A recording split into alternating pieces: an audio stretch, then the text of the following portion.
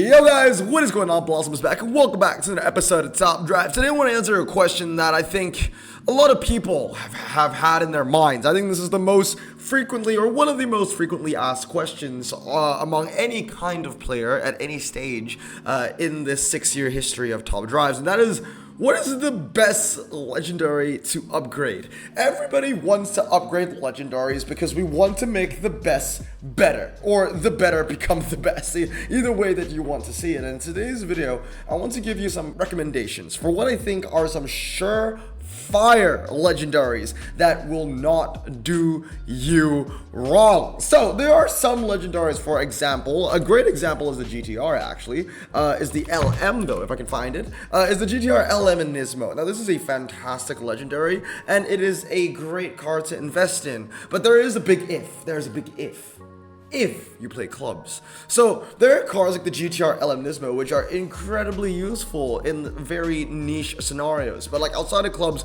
that's a car that most players probably won't be touching. So in today's episode, I want to talk about legendaries where I feel like no matter what collection you have, these are legendaries that if you own them, I would highly suggest for you to fully upgrade them. And I'm going to start off what started off this entire series, or this entire episode, if you will, and it's the Hyundai Genesis PM580. It's the reason I wanted to make this video today. Now, initially, when I was looking at the times on the Hyundai Genesis PM580, I didn't think it was going to be as good as it ended up being, because the first impressions are really important. And my first impressions of the Hyundai Genesis PM580 was dry asphalt, and I compared it up against the Suzuki Pikes Peak. Now, in a dry asphalt scenario against the Suzuki Pikes Peak, the Hyundai Genesis wins about maybe 45% of the races, with 55% going to the Suzuki. So I was like, oh, okay, the Hyundai Genesis isn't that good. Like, you know, it still kind of trades blows with the Suzuki. But that kind of all changed. I'll show you a photo right here. The Hyundai Genesis PM580 is the best wet car in the entire game.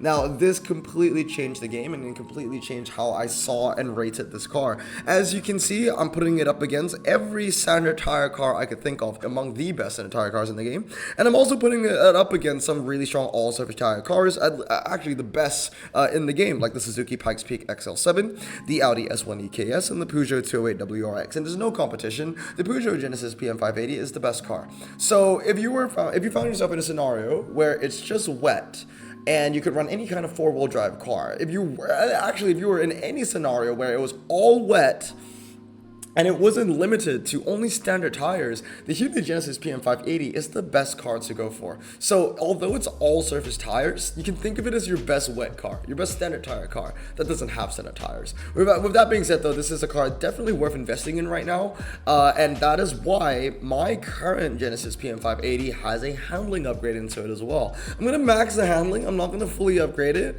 but I can see a lot of people upgrading this in the future. It's a fantastic car. In terms of off-road capability, it is better than the Pikes Peak everywhere. It beats the Pikes Peak everywhere on the dirt as well as the snow. But like I said earlier on, when you compare it on an on-road basis, then the Suzuki XL7 is a slightly better car. But the wet times on the Genesis is really what takes the cake in my opinion. Now, moving on is a little bit of a hot take. Number 2 is going to go to the Escudo, the Suzuki Escudo Pikes Peak. Now, the Suzuki Pikes Peak is a pretty interesting one because obviously, like, you know, with APGP and ENW, it has introduced a lot of off-road four-wheel drive cars that are capable of hitting 100 handling. Suzuki Escudo Pikes Peak is only hitting 99. So here's the thing, I'm going to put some times, off-road tires is always a pain to get times for, but over here is a comparison between the Suzuki Escudo Pikes Peak and some other heavy hitters. I don't know if you can see it, there's a really long photo, putting it up against the Lancia Delta S4 Rally, the Peugeot 205 T16, but the main competitors would consist of the Hyundai i20 WRC as well as the Citroen C3 WRC, and as you can see, they kind of trade blows here and there. Most of the time, the Suzuki Escudo Pikes Peak is the best because there aren't times for the other two cars. I mean, the main competition for the Suzuki Escudo Pikes Peak is the Citroën as well as the Hyundai WRC. But there are some shining moments with the Suzuki Escudo where it beats its main competitors in things such as the Slalom Ice, G-Force Test Sand, Frozen Lake Asphalt and Snow, Slalom Test Dirt and Wet, G-Force that's Dirt and Wet. So there are times where the Suzuki Escudo Pikes Peak is the best. So I'll show you another photo right here. I'm putting it up against what I would like to consider as main competition in between the Hyundai WRC and the Citroën C3. As you can see, they kind of trade blows here and there, but where the Suzuki truly excels around its competition is on road. So the Suzuki, you can argue, is the most versatile. It is able to win races and trade blows, even though it's way more expensive in RQ. It's able to trade blows with cars like the Citroën as well as the Hyundai, which are really fantastic off-roaders,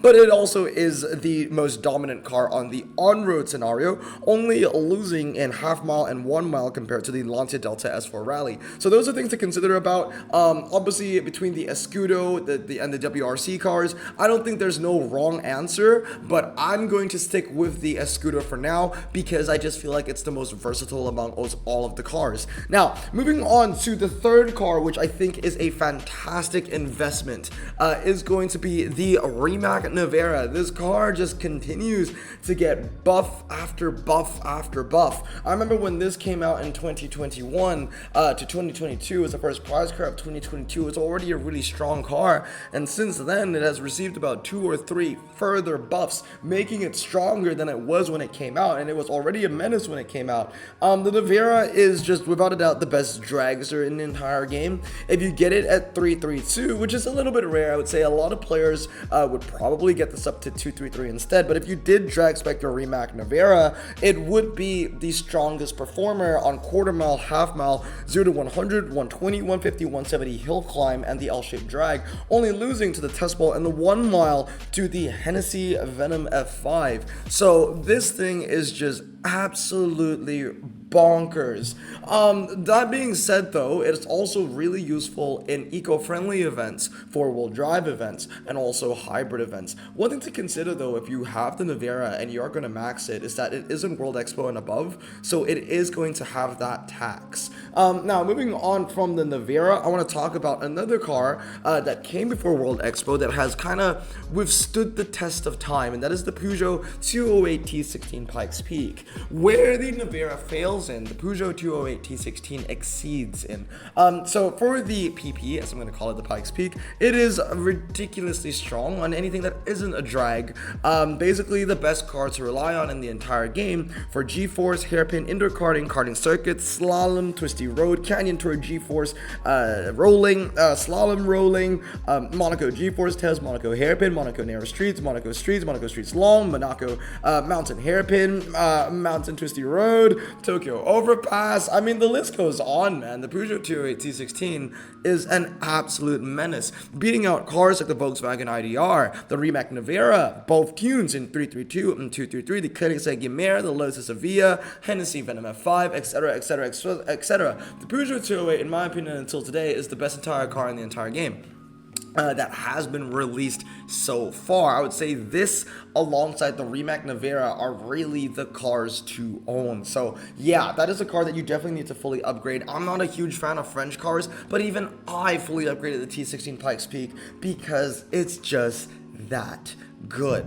Now, moving on to another prize car, which I think you guys should definitely focus on, is the Lotus Evija. Now, the Lotus Evija is what I said in my notes, quote unquote, the favorite. It really isn't the best, but Hutch just loves this car.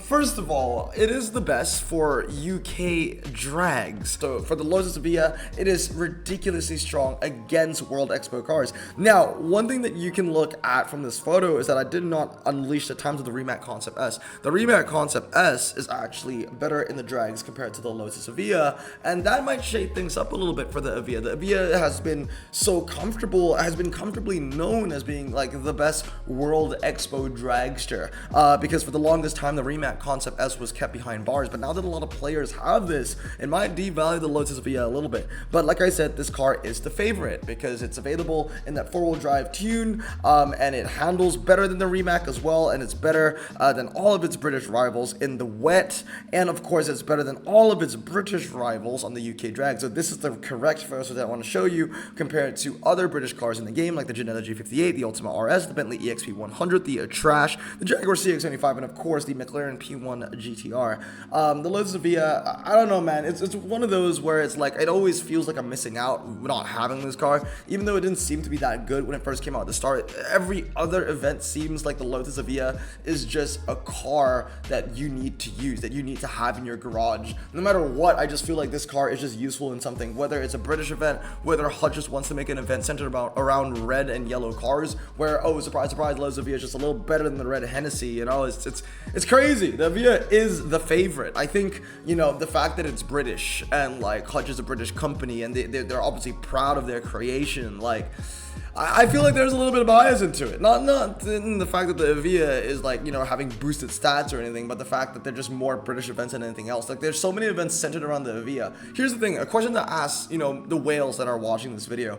If you own a Via, if you own a Via and you own a Nevera, like, go and tell me which car has more races. Is it the Nevera or is it the Via? Also do the average, right? Because obviously the Nevera is 1 year older than the Via, so you have to find the average of how many times you use a car in a day.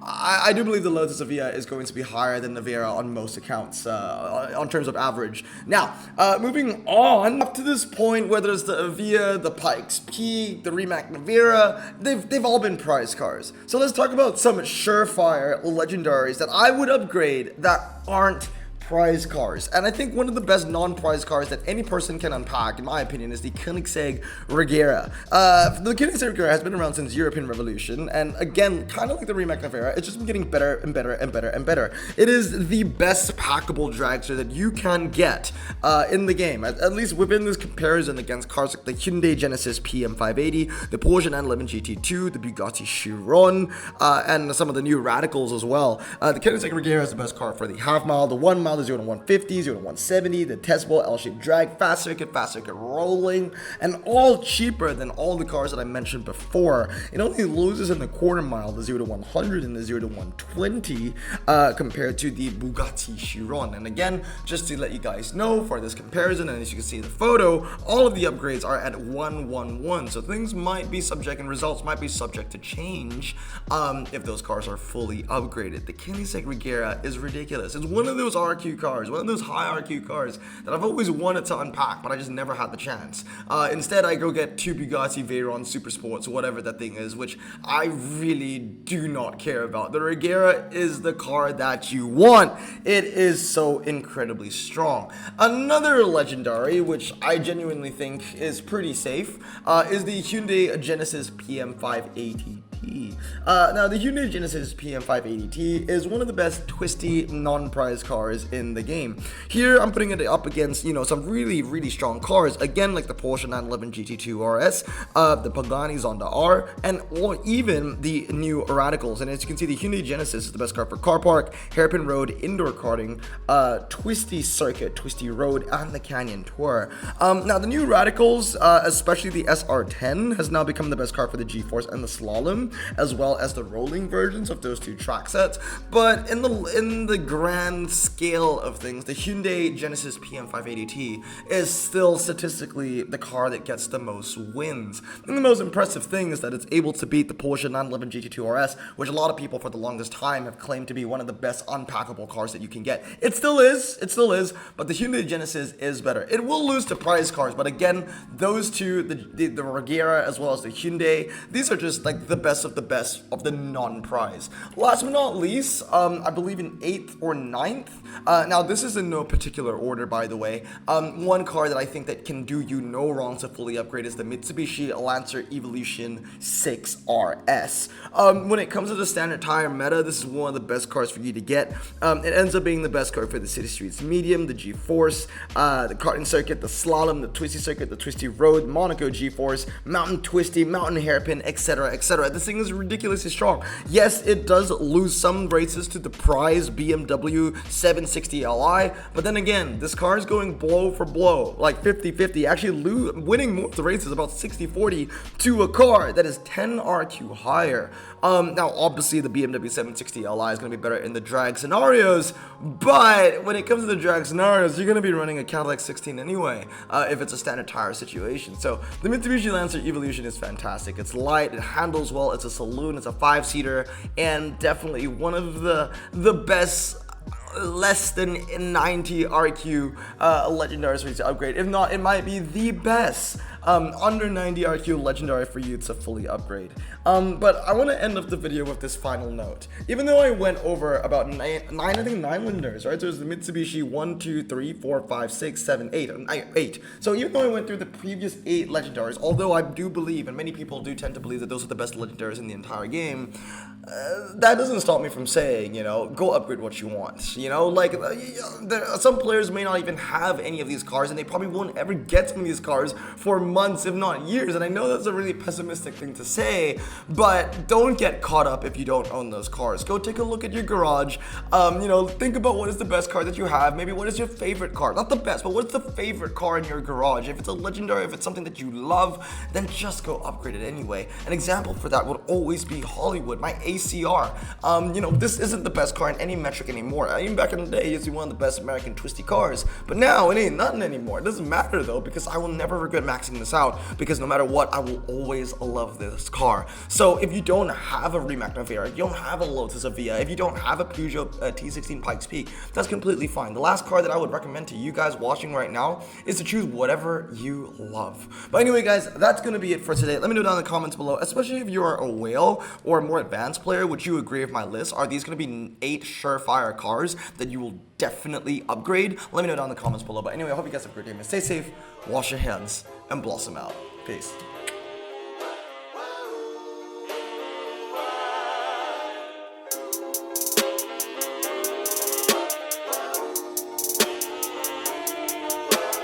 Bro, this song just makes me so happy. Me too. Imagine being Asian in the 50s, looking nifty, leather jacket, looking sleek, look like Presley, look so deadly. Got a jukebox back at home, feeling jazzy, turn it on and play it slow, like the movies with the ladies. They so fine. Imagine being Asian in the 50s, looking nifty, leather jacket, looking sleek, look like Presley, look so deadly. Got a jukebox back at home, feeling jazzy, turn it on and play it slow, like the movies with the ladies. They so fine. Sit back, relax in my Bonneville Pontiac. Hold tight all night, cruise to Jacksonville Atlantic. Blonde hair, don't care, look